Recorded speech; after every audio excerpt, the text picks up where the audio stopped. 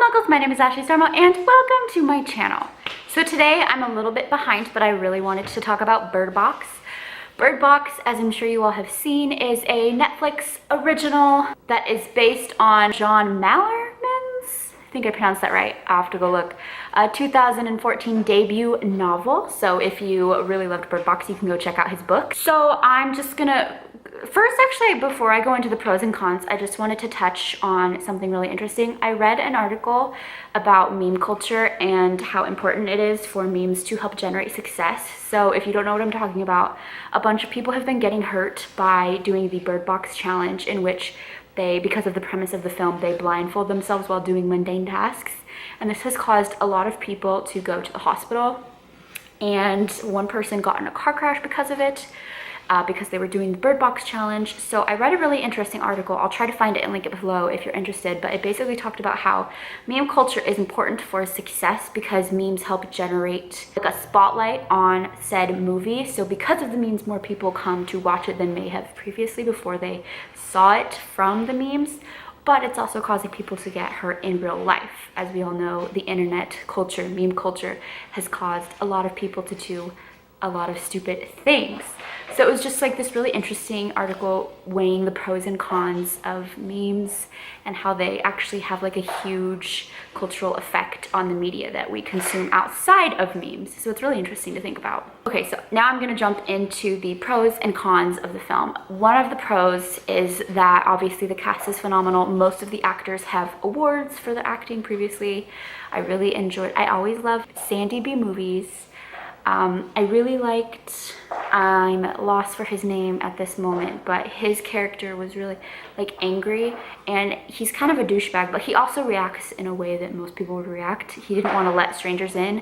I wouldn't let strangers in. I've seen too many horror films where people let someone in and then they get killed because of it.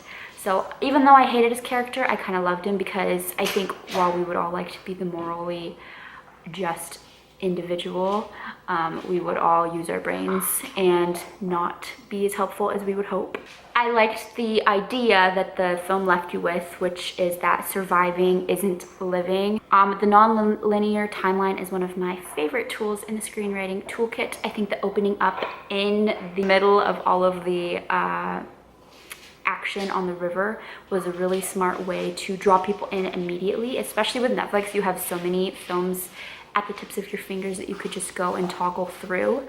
I think it was good that it started out very interesting and you were really into it, and then I liked going back and forth between those two because then it kind of kept your interest, whether you were more interested in the super post-apocalyptic or the 5 years later scenes. I also really enjoyed that this was an action film that didn't solely focus on special effects. It was more tied to the emotional and moral intricacies that Sandy B's character is met with.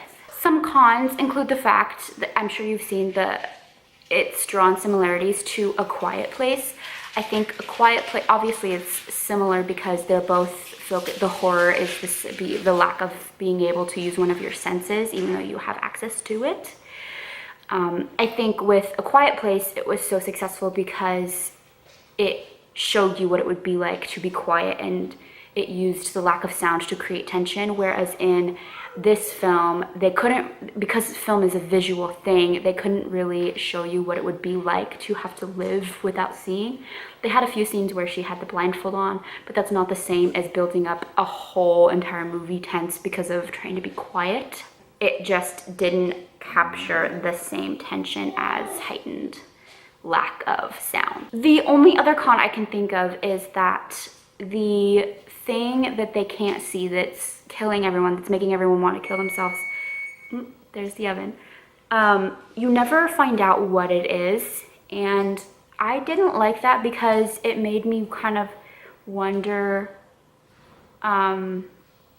what was so bad. What could be so bad that every single person wants to kill themselves when they see it? To be fair, if they had shown us and it hadn't lived up to its scary reputation, then that might have ruined our suspense of disbelief. So who am I to say? But I did find myself slipping out of the film here and there, trying to figure out what exactly was so bad. all in all, I would give Bird Box an A. I'll probably read it at some point, rent it, the ebook version from my library, and I would give this an A+. I loved it. Thank you so much for watching. I will be back at you soon with another video.